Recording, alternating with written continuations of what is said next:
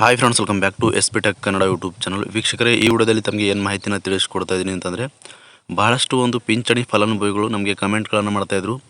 2 ತಿಂಗಳ ಹಣ ನಮಗೆ ಪೆಂಡಿಂಗ್ ಇದೆ, ಸರ್ಕಾರದ ಕಡೆಯಿಂದ 2 ತಿಂಗಳ ಪಿಂಚಣಿ ಹಣ ಬಂದಿಲ್ಲ, ಜಮಾ ಆಗಿಲ್ಲ, ಯಾವಾಗ ಬರುತ್ತೆ, ದಯವಿಟ್ಟು ನಿಖರವಾದಂಥ ಮಾಹಿತಿನ ತಿಳಿಸ್ಕೊಡಿ ಅಂತ ಭಾಳಷ್ಟು ಫಲಾನುಭವಿಗಳು ಕಮೆಂಟ್ಗಳನ್ನು ಮಾಡ್ತಾಯಿದ್ರು. ಮತ್ತು ಇನ್ನೂ ಕೆಲವೊಂದಿಷ್ಟು ಜನರು ಕಮೆಂಟ್ಗಳನ್ನು ಮಾಡ್ತಾಯಿದ್ರು, ನಮ್ಮ ಪಿಂಚಣಿ ಏನಾದರೂ ರದ್ದಾಗಿದೆಯಾ, ಕ್ಯಾನ್ಸಲ್ ಆಗಿದೆಯಾ, ಕಳೆದ 3 ತಿಂಗಳಿಂದ ಪಿಂಚಣಿನ ಬರ್ತಾ ಇಲ್ಲ, ನಾವೇನು ಮಾಡಬೇಕು ಅಂತ ಈ ರೀತಿಯಾಗಿಯೂ ಕೂಡ ಭಾಳಷ್ಟು ಫಲಾನುಭವಿಗಳಿಗೆ ಕಮೆಂಟ್ಗಳನ್ನು ಮಾಡ್ತಾಯಿದ್ರು. ಮತ್ತು ಇನ್ನೂ ಕೆಲವೊಂದಿಷ್ಟು ಜನರು ಕಮೆಂಟ್ಗಳನ್ನು ಮಾಡಿದರು, ಇವಾಗ ಏನು 2 ತಿಂಗಳ ಪೆಂಡಿಂಗ್ ಅಮೌಂಟ್ ಇದೆ, ಈ ಒಂದು ಫೈನಾನ್ಷಿಯಲ್ ಇಯರ್ ಸ್ಟಾರ್ಟ್ ಆಗಿರುವುದರಿಂದ ಈ ತಿಂಗಳಿಂದ ಪಿಂಚಣಿ ಹಣ ಏನಿದೆ ಹೆಚ್ಚಳ ಆಗಿ ಬರುತ್ತಾ ಸರ್ಕಾರದ ಕಡೆಯಿಂದ ಅಂತ ಕಮೆಂಟ್ಗಳನ್ನು ಮಾಡ್ತಾಯಿದ್ರು. ನಾನು ಅನೇಕ ವಿಡಿಯೋಗಳಲ್ಲಿ ಕೂಡ ತಮಗೆ ಕ್ಲಿಯರಿಟಿನ ಕೊಟ್ಟಿದ್ದೀನಿ, ಮಾಹಿತಿನ ತಿಳಿಸ್ಕೊಟ್ಟಿದ್ದೀನಿ. ಆದರೂ ಕೂಡ ಕೆಲವೊಂದಿಷ್ಟು ಫಲಾನುಭವಿಗಳು ಕಮೆಂಟ್ಗಳನ್ನು ಮಾಡ್ತಾಯಿದ್ರು. ಎಲ್ಲದರ ಬಗ್ಗೆಯೂ ಕೂಡ ನೀವು ಪಿಂಚಣಿಗೆ ಸಂಬಂಧಪಟ್ಟಂತೆ ಏನೆಲ್ಲ ಕಮೆಂಟ್ಸ್ಗಳನ್ನು ಮಾಡಿದ್ರಿ, ಎಲ್ಲದರ ಬಗ್ಗೆಯೂ ಕೂಡ ಕಂಪ್ಲೀಟಾಗಿ ಮಾಹಿತಿನ ತಿಳಿಸ್ಕೊಡ್ತಿದ್ದೀನಿ. ಮತ್ತು ಯಾಕೆ 2 ತಿಂಗಳ ಹಣನ ಸರ್ಕಾರ ಇನ್ನೂ ಕೂಡ ಬಿಡುಗಡೆ ಮಾಡ್ತಾ ಇಲ್ಲ, ಯಾವಾಗ ಬಿಡುಗಡೆ ಮಾಡುತ್ತೆ, ನಿಖರವಾದಂಥ ಮಾಹಿತಿನ ತಮಗೆ ಈ ವಿಡಿಯೋದಲ್ಲಿ ತಿಳಿಸ್ಕೊಡ್ತಾ ಇದ್ದೀನಿ. ಮತ್ತು ಇನ್ನೂ ಕೆಲವೊಂದಿಷ್ಟು ಜನರು ಇಷ್ಟು ಜಿಲ್ಲೆಗಳಿಗೆ ಜಮಾ ಆಗ್ತಾಯಿದೆ, ಇಷ್ಟು ಜಿಲ್ಲೆಗಳಿಗೆ ಇವತ್ತು ಜಮಾ ಆಗಿದೆ ಅಂತ ಈ ರೀತಿಯಾಗಿ ಮಾಹಿತಿಗಳನ್ನು ಸೋಷಿಯಲ್ ಮೀಡಿಯಾಗಳಲ್ಲಿ ನೋಡಿಕೊಂಡು ನಮಗೆ ಕಮೆಂಟ್ಗಳನ್ನು ಮಾಡ್ತಾಯಿದ್ರು. ಯಾವೆಲ್ಲ ಜಿಲ್ಲೆಗಳಿಗೆ ಪಿಂಚಣಿನ ಬಿಡುಗಡೆ ಆಗಿದೆ, ನಮ್ಮ ಜಿಲ್ಲೆಗೆ ಯಾವಾಗ ಜಮಾ ಆಗುತ್ತೆ ಅಂತ ಈ ರೀತಿಯಾಗಿ ಕಮೆಂಟ್ಗಳನ್ನು ಮಾಡ್ತಾಯಿದ್ರು. ಇದರೆಲ್ಲದರ ಬಗ್ಗೆಯೂ ಕೂಡ ಮಾಹಿತಿನ ತಿಳಿಸ್ಕೊಡ್ತೀನಿ. ಮತ್ತು ಯಾರಿಗೆ ದಯವಿಟ್ಟು ಕಮೆಂಟ್ ಬಾಕ್ಸಲ್ಲಿ ಕಮೆಂಟ್ ಮಾಡಿ ತಿಳಿಸಿ, ಯಾರಿಗೆ ಎಷ್ಟು ತಿಂಗಳ ಹಣನ ಬರೋದು ಬಾಕಿ ಇದೆ. 2 ತಿಂಗಳ ಅಮೌಂಟ್ ಬರೋದು ಕಂಪ್ಲೀಟಾಗಿ ಭಾಳಷ್ಟು ಫಲಾನುಭವಿಗಳಿಗೆ ಅಂತಂದರೆ ಎಲ್ರಿಗೂ ಕೂಡ 2 ತಿಂಗಳ ಹಣನ ಸರ್ಕಾರದ ಕಡೆಯಿಂದ ಪೆಂಡಿಂಗ್ ಇದೆ. ಮತ್ತು 3 ತಿಂಗಳು ಅಥವಾ 4 ತಿಂಗಳಿಂದ ಅಥವಾ 6 ತಿಂಗಳಿಂದ ಪಿಂಚಣಿ ಹಣ ಏನಾದರೂ ಪೆಂಡಿಂಗ್ ಇದ್ದರೆ ದಯವಿಟ್ಟು ಕಮೆಂಟ್ ಬಾಕ್ಸಲ್ಲಿ ಕಮೆಂಟ್ ಮಾಡಿ ತಿಳಿಸಿ.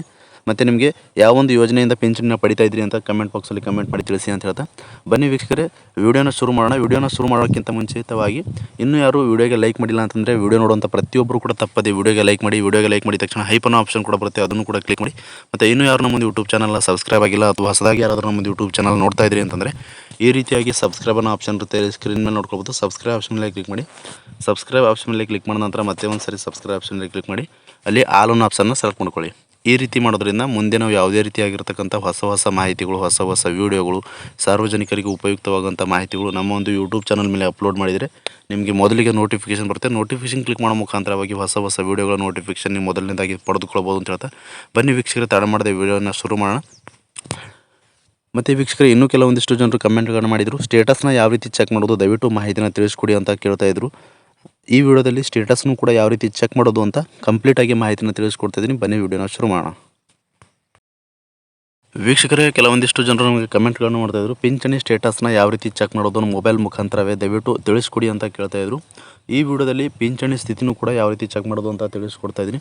ಮೊದಲನೇದಾಗಿ ವೀಕ್ಷಕರೇ, ಸಾಮಾಜಿಕ ಭದ್ರತಾ ಪಿಂಚಣಿ ನಿರ್ದೇಶನಾಲಯ ಅಂತ ಗೂಗಲಲ್ಲಿ ಸರ್ಚ್ ಮಾಡಿದ ಮೇಲೆ ಫಸ್ಟ್ ಆಪ್ಷನ್ ಬರುತ್ತೆ. ಆ ಒಂದು ಆಪ್ಷನ್ ಮೇಲೆ ಕ್ಲಿಕ್ ಮಾಡಿದ ನಂತರ ಈ ರೀತಿಯಾಗಿರ್ತಕ್ಕಂಥ ಹೋಮ್ ಪೇಜ್ ಓಪನ್ ಆಗುತ್ತೆ. ಇಲ್ಲಿ ಸ್ಕ್ರೀನ್ ಮೇಲೆ ನೋಡ್ಕೊಳ್ಬೋದು. ಈ ರೀತಿಯಾಗಿ ಹೋಮ್ ಪೇಜ್ ಓಪನ್ ಆದಮೇಲೆ ಇಲ್ಲಿ ರೈಟ್ ಸೈಡಲ್ಲಿ ನೋಡ್ಕೊಳ್ಬೋದು, ಇಲ್ಲಿ ಭಾಳಷ್ಟು ಆಪ್ಷನ್ಗಳು ಕಾಣ್ತಾ ಇರುವಂಥ ಸಾಮಾಜಿಕ ಭದ್ರತೆ, ಇತಿಹಾಸ, ಸರ್ಕಾರದ ಪಾತ್ರ, ಯೋಜನೆಗಳು, ಸರ್ಕಾರಿ ಆದೇಶಗಳು, ಸುತ್ತೋಲೆ ಅಂತ ಈ ರೀತಿಯಾಗಿ ಭಾಳಷ್ಟು ಆಪ್ಷನ್ಗಳು ಕಾಣ್ತಾ ಇರುವಂಥದ್ದು. ರೈಟ್ ಸೈಡಲ್ಲಿ ಮೋರ್ ಅನ್ನೋ ಆಪ್ಷನ್ ಇದೆ. ಮೋರ್ ಆಪ್ಷನ್ ಮೇಲೆ ಕ್ಲಿಕ್ ಮಾಡಿ. ಮೋರ್ ಆಪ್ಷನ್ ಮೇಲೆ ಕ್ಲಿಕ್ ಮಾಡಿದ ನಂತರ ಇಲ್ಲಿ ಪಿಂಚಣಿ ಸ್ಥಿತಿ ಅಂತ ಆಪ್ಷನ್ ಇದೆ. ಪಿಂಚಣಿ ಸ್ಥಿತಿ ಆಪ್ಷನ್ ಮೇಲೆ ಕ್ಲಿಕ್ ಮಾಡಬೇಕಾಗುತ್ತೆ. ಇಲ್ಲಿ ನಾನು ಕ್ಲಿಕ್ ಮಾಡ್ತಾ ಇದ್ದೀನಿ, ನೋಡ್ಕೊಬೋದು. ಪಿಂಚಣಿ ಸ್ಥಿತಿ ಆಪ್ಷನ್ ಮೇಲೆ ಕ್ಲಿಕ್ ಮಾಡಿದ ನಂತರ ಈ ರೀತಿಯಾಗಿರ್ತಕ್ಕಂಥ ಹೊಸ ಪೇಜ್ ಓಪನ್ ಆಗುತ್ತೆ. ಇಲ್ಲಿ ಬೆನಿಫಿಷರಿ ಸ್ಟೇಟಸ್ ರಿಪೋರ್ಟ್ ಅಂತ ಆಪ್ಷನ್ ಓಪನ್ ಆಗಿರುವಂಥದ್ದು. ಇಲ್ಲಿ ಬೆನಿಫಿಷರಿ ಐ ಡಿನ ಎಂಟ್ರ್ ಮಾಡಬೇಕಾಗುತ್ತೆ. ಬೆನಿಫಿಷರಿ ಐ ಡಿನ ನಿಮಗೆ ಗೊತ್ತಿಲ್ಲ ಅಂತಂದರೆ ಯಾವ ರೀತಿ ಚೆಕ್ ಮಾಡೋದು, ಅಥವಾ ನಿಮ್ಮೊಂದು ಆರ್ಡರ್ ಕಾಪಿಯಲ್ಲಿ ಬೆನಿಫಿಷರಿ ಐ ಡಿ ಇರುತ್ತೆ ಅಥವಾ ಐ ಡಿ ನಂಬರ್ ಇರುತ್ತೆ. ಬೆನಿಫಿಷರಿ ಐ ಡಿ ನಂಬರ್ ಗೊತ್ತಿಲ್ಲ ಅಂತಂದರೆ ಮತ್ತೆ ಒಂದು ಸರಿ ಇಲ್ಲಿ ಮೋರ್ ಅನ್ನೋ ಆಪ್ಷನ್ ಮೇಲೆ ಕ್ಲಿಕ್ ಮಾಡಿ. ಮೋರ್ ಆಪ್ಷನ್ ಮೇಲೆ ಕ್ಲಿಕ್ ಮಾಡಿದ ನಂತರ ಇಲ್ಲಿ ಪ್ರದೇಶವಾರು ಪಿಂಚಣಿ ಮಾಹಿತಿ ಅಂತದೆ. ಪ್ರದೇಶವಾರು ಪಿಂಚಣಿ ಮಾಹಿತಿ ಮೇಲೆ ಕ್ಲಿಕ್ ಮಾಡಿದ ನಂತರ ಇಲ್ಲಿ ನಿಮ್ಮ ಜಿಲ್ಲೆ, ತಾಲೂಕು ಮತ್ತು ನಿಮ್ಮ ಒಂದು ಗ್ರಾಮನ ಸೆಲೆಕ್ಟ್ ಮಾಡಿದ ಮೇಲೆ ನಿಮ್ಮ ಗ್ರಾಮದಲ್ಲಿರುವಂಥ ಎಲ್ಲ ಪಿಂಚಣಿದಾರರ ಪಿಂಚಣಿನ ಹೆಸರುಗಳು ಶೋ ಆಗುವಂಥದ್ದು ಮತ್ತು ಬೆನಿಫಿಷರಿ ಐ ಡಿ ಕೂಡ ಮೊದಲನೇದಾಗಿ ತಮಗೆ ಕಾಣಿಸುವಂಥದ್ದು. ಅಲ್ಲಿಂದ ಬೆನಿಫಿಷರಿ ಐ ಡಿನ ಕಾಪಿ ಮಾಡಿಕೊಂಡು ಇಲ್ಲೇ ಮತ್ತೆ ನೀವು ಮೋರ್ ಅನ್ನೋ ಆಪ್ಷನ್ ಮೇಲೆ ಕ್ಲಿಕ್ ಮಾಡಿ. ಇಲ್ಲಿ ಪಿಂಚಣಿ ಸ್ಥಿತಿ ಆಪ್ಷನ್ ಮೇಲೆ ಕ್ಲಿಕ್ ಮಾಡಿದ ನಂತರ ಮತ್ತೆ ಇಲ್ಲಿ ಈ ಒಂದು ಆಪ್ಷನ್ಗೆ ಬರುವಂಥದ್ದು. ಇಲ್ಲಿ ಬೆನಿಫಿಷರಿ ಐ ಡಿನ ಎಂಟ್ರ್ ಮಾಡಬೇಕಾಗುತ್ತೆ. ನಾನು ಇವಾಗ ಬೆನಿಫಿಷರಿ ಐ ಡಿ ಮತ್ತು ಕ್ಯಾಪ್ಚನ ಕೆಳಗೆ ಕೊಟ್ಟಿರುವಂಥ ಕ್ಯಾಪ್ಚನ ಎಂಟರ್ ಮಾಡಿ ತಮಗೆ ಸರ್ಚ್ ಆಪ್ಷನ್ ಮೇಲೆ ಕ್ಲಿಕ್ ಮಾಡಿ ಮುಂದಿನ ಪ್ರೊಸೆಸ್ ತಿಳಿಸ್ಕೊಡ್ತೀನಿ, ನೋಡ್ಕೊಳ್ಬೋದು. ವೀಕ್ಷಕರು ನೋಡ್ಕೊಳ್ಬೋದು, ನಾನು ಬೆನಿಫಿಷರಿ ಐ ಡಿ ಮತ್ತು ಕ್ಯಾಪ್ಚನ ಎಂಟರ್ ಮಾಡಿ ಸರ್ಚ್ ಆಪ್ಷನ್ ಮೇಲೆ ಕ್ಲಿಕ್ ಮಾಡಿದ ನಂತರ ಈ ರೀತಿಯಾಗಿ ಸ್ಟೇಟಸ್ ಓಪನ್ ಆಗಿರುವಂಥದ್ದು. ಬೆನಿಫಿಷರಿ ಸ್ಟೇಟಸ್ ರನ್ನಿಂಗ್ ಅಂತ ಇದೆ. ಬೆನಿಫಿಷರಿ ಸ್ಟೇಟಸ್ ಯಾವಾಗಲೂ ಕೂಡ ರನ್ನಿಂಗ್ ಅಥವಾ ಆ್ಯಕ್ಟಿವ್ ಅಂತ ಇರಬೇಕಾಗುತ್ತೆ. ಏನಾದರೂ ಡಿಆಕ್ಟಿವ್ ಮತ್ತು ಕ್ಯಾನ್ಸಲ್ ಅಂತ ಇತ್ತು ಅಂತಂದರೆ ನಿಮ್ಮ ಒಂದು ಪಿಂಚಣಿ ರದ್ದಾಗಿದೆ ಅಂತ ಅರ್ಥ. ಇವರ ಒಂದು ಬೆನಿಫಿಷರೀಸ್ ಯಾವೊಂದು ಸ್ಕೀಮಿಂದ ಒಂದು ಪೆನ್ಷನ್ನ ತಗೊಳ್ತಾ ಇದ್ದಾರೆ ಅಂತ ನೋಡೋದಾದರೆ, Indira Gandhi national old age ಪೆನ್ಷನಿಂದ ಈ ಒಂದು ಯೋಜನೆಯಿಂದ ಪಿಂಚಣಿನ ಪಡೆದುಕೊಳ್ತಾ ಇದ್ದಾರೆ. ಅಂದರೆ ಇವರಿಗೆ ಮಾಸಿಕವಾಗಿ 600 ರೂಪಾಯಿ ಪಿಂಚಣಿನ ಬರುವಂಥದ್ದು ವೀಕ್ಷಕರೇ. ಈ ರೀತಿಯಾಗಿ ನೀವು ಕೂಡ ಸುಲಭವಾಗಿ ನಿಮ್ಮ ಒಂದು ಮೊಬೈಲ್ ಫೋನ್ ಮುಖಾಂತರವೇ ಸ್ಟೇಟಸ್ನ ಚೆಕ್ ಮಾಡ್ಕೊಳ್ಬೋದು. ಮತ್ತು ವೀಕ್ಷಕರೇ, ಇನ್ನೂ ಕೆಲವೊಂದಿಷ್ಟು ಜನರು ಕಮೆಂಟ್ಗಳನ್ನು ಮಾಡ್ತಾಯಿದ್ರು. ಏನಂತ ಕಮೆಂಟ್ಗಳನ್ನು ಮಾಡ್ತಾಯಿದ್ರು ಅಂತಂದರೆ, ವೀಕ್ಷಕರೇ, ಎರಡನೇ ಅಪ್ಡೇಟ್ ಆಗಿ ಏನು ಮಾಹಿತಿನ ತಿಳಿಸೋದು ಅಂತಂದರೆ, ನಾನು ಅನೇಕ ವಿಡಿಯೋಗಳಲ್ಲಿ ತಮಗೆ ಮಾಹಿತಿನ ಕ್ಲಿಯರಾಗಿ ತಿಳಿಸ್ತಾ ಬಂದೀನಿ. ಆದರೂ ಕೂಡ ಇನ್ನೂ ಕೆಲವೊಂದಿಷ್ಟು ಜನರು ಕಮೆಂಟ್ಗಳನ್ನು ಮಾಡ್ತಾಯಿದ್ರು. ಪಿಂಚಣಿ ಹಣ ಹೆಚ್ಚಳ ಆಗಿದೆನಾ, ಹೆಚ್ಚಳ ಆಗಿ ಬರುತ್ತಾನ ಈ ಮಂತಿಂದ ಅಂತ ಕೇಳ್ತಾಯಿದ್ರು. ಇವಾಗ ಸರಿಯಾಗಿ ಕೊಡ್ತಕ್ಕಂಥ ಪ್ರತಿ ತಿಂಗಳು ಸರಿಯಾಗಿ ಕೊಡ್ತಕ್ಕಂಥ ಹಣನೇ ಪಿಂಚಣಿ ಹಣ ಸರಿಯಾಗಿ ಬರ್ತಾ ಇಲ್ಲ ವೀಕ್ಷಕರೇ. ಹೀಗಾಗಿ ಸರ್ಕಾರದ ಕಡೆಯಿಂದ ಹೆಚ್ಚಳ ಮಾಡೋದಂತೂ ನೀವು ನಿರೀಕ್ಷೆ ಕೂಡ ಮಾಡಬೇಡಿ. ಯಾಕೆ ಅಂತಂದರೆ ಇವಾಗ ಸರಿಯಾಗಿ ಪ್ರತಿ ತಿಂಗಳು ಪಿಂಚಣಿ ಹಣ ಬರೋದೇ ಕಂಪ್ಲೀಟಾಗಿ ಬರ್ತಾ ಇಲ್ಲ.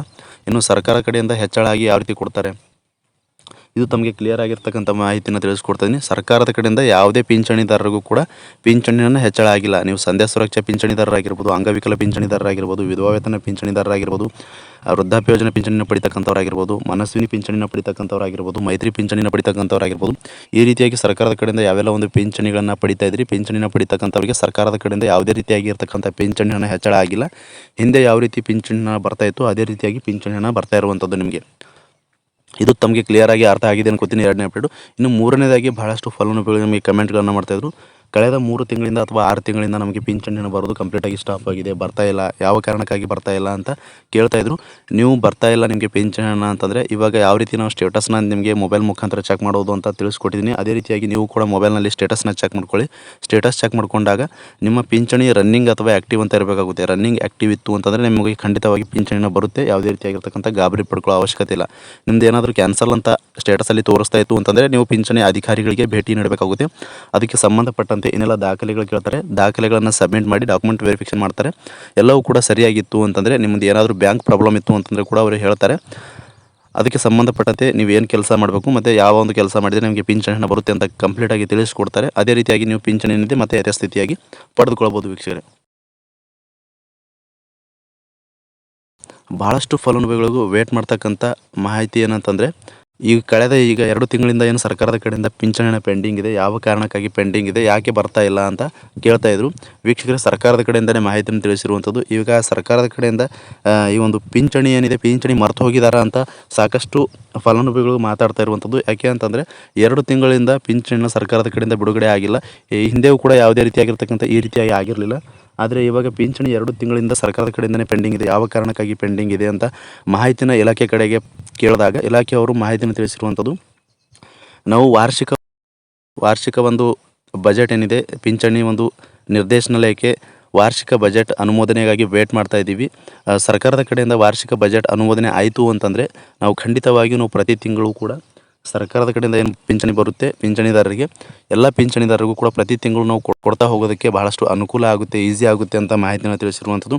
ಹೀಗಾಗಿ ಯಾವಾಗ ಬರುತ್ತೆ ನಿರ್ದಿಷ್ಟವಾದಂಥ ದಿನಾಂಕನ ತಿಳಿಸಿ ಅಂತ ಹೇಳಿದರೆ ಇಲಾಖೆ ಕಡೆಯಿಂದ ಸ್ಪಷ್ಟವಾದಂಥ ದಿನಾಂಕನ ತಿಳಿಸ್ತಾ ಇಲ್ಲ. ಈ ಮಂತ್ ಎಂಡ್ ಒಳಗಾಗಿ ತಮಗೆ ಬರುತ್ತೆ ಅಂತ ಮಾಹಿತಿನ ತಿಳಿಸಿರುವಂಥದ್ದು.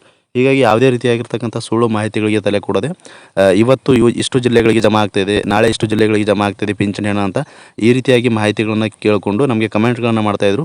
ಸರ್ಕಾರದ ಕಡೆಯಿಂದ ಇಂತಿಷ್ಟು ಜಿಲ್ಲೆಗಳಿಗೆ ಅಂತ ಸಪ್ರೇಟಾಗಿ ಹಣನ ಬಿಡುಗಡೆ ಮಾಡೋದಿಲ್ಲ, ಒಟ್ಟಿಗೆ ಹಣನ ಬಿಡುಗಡೆ ಮಾಡುವಂಥದ್ದು. ಬಿಡುಗಡೆ ಮಾಡಿದ್ರು ಅಂತಂದರೆ ನೇರವಾಗಿ DBT ಮುಖಾಂತರ ಹಣ ಜಮಾ ಆಗುವಂಥದ್ದು. ಕೆಲವೊಂದು ಬ್ಯಾಂಕ್ಗಳ ಒಂದು ವರ್ಕಿಂಗ್ ಡೇಸ್ ಏನಿರುತ್ತೆ, ಕೆಲವೊಂದಿಷ್ಟು ಬ್ಯಾಂಕ್ಗಳಿಗೆ ಬೇಗ ಹಣನ ಜಮಾ ಆಗುತ್ತೆ, ಇನ್ನು ಕೆಲವೊಂದಿಷ್ಟು ಬ್ಯಾಂಕ್ಗಳಿಗೆ ಸ್ವಲ್ಪ ಲೇಟ್ ಆಗ್ಬೋದು. ಲೇಟ್ ಅಂದರೆ 2-3 ದಿನಗಳ ಲೇಟ್ ಆಗಿರ್ಬೋದು, ಇಷ್ಟೇ ಲೇಟ್ ಆಗುವಂಥದ್ದು. ಈ ರೀತಿಯಾಗಿ ಒಟ್ಟಿನಲ್ಲಿ ಸರ್ಕಾರದ ಕಡೆಯಿಂದ ಒಟ್ಟಿಗೆ ಹಣ ಬಿಡುಗಡೆ ಆಗುತ್ತೆ. ಬಿಡುಗಡೆ ಆದಮೇಲೆ ಸುಮಾರು 4-5 ದಿನಗಳ ಒಳಗಾಗಿ ಎಲ್ಲರಿಗೂ ಕೂಡ ಪಿಂಚಣಿ ಹಣ ಜಮಾ ಆಗುತ್ತೆ ವೀಕ್ಷಕರೇ. ಯಾವುದೇ ರೀತಿಯಾಗಿರ್ತಕ್ಕಂಥ ಗಾಬರಿ ಪಡ್ಕೊಳ್ಳೋ ಅವಶ್ಯಕತೆ ಇಲ್ಲ. ಇಷ್ಟು ಪಿಂಚಣಿಗೆ ಸಂಬಂಧಪಟ್ಟಂತೆ ನೀವೇನೆಲ್ಲ ಡೌಟ್ಸ್ಗಳನ್ನು ಕೇಳಿದ್ರಿ ಎಲ್ಲದರ ಬಗ್ಗೆಯೂ ಕೂಡ ಕ್ವಿಕ್ಕಾಗಿ ಮಾಹಿತಿನ ತಿಳಿಸ್ಕೊಟ್ಟಿದ್ದೀನಿ. ಮತ್ತೇನಾದರೂ ಪಿಂಚಣಿಗೆ ಸಂಬಂಧಪಟ್ಟಂತೆ ಡೌಟ್ಸ್ ಇದ್ದರೂ ಕೂಡ ಕಮೆಂಟ್ ಬಾಕ್ಸಲ್ಲಿ ಕಮೆಂಟ್ ಮಾಡಿ. ಅಂತಹ ಕಮೆಂಟ್ಗಳನ್ನು ಆದಷ್ಟು ರಿಪ್ಲೈ ಮಾಡೋದಕ್ಕೆ ಪ್ರಯತ್ನ ಮಾಡ್ತೀನಿ ಅಂತ ಹೇಳ್ತಾ, ಫ್ರಮ್ ಬಿಗಿನಿಂಗಿಂದ ಎಂಡ್ವರೆಗೂ ಈ ಒಂದು ವಿಡಿಯೋನ ಮಿಸ್ ಮಾಡದೆ ಕಡೆ ತನಕ ವಾಚ್ ಮಾಡಿದಂಥ ಪ್ರತಿಯೊಬ್ಬರಿಗೂ ಕೂಡ ಹೃದಯಪೂರ್ವಕ ಧನ್ಯವಾದಗಳು. ಮತ್ತೆ ಇದೇ ರೀತಿಯಾಗಿರ್ತಕ್ಕಂಥ ಮಾಹಿತಿಯೊಂದಿಗೆ ಭೇಟಿ ಆಗ್ತಿರೋಣ. ಅಲ್ಲಿವರೆಗೂ ನಮಸ್ಕಾರ.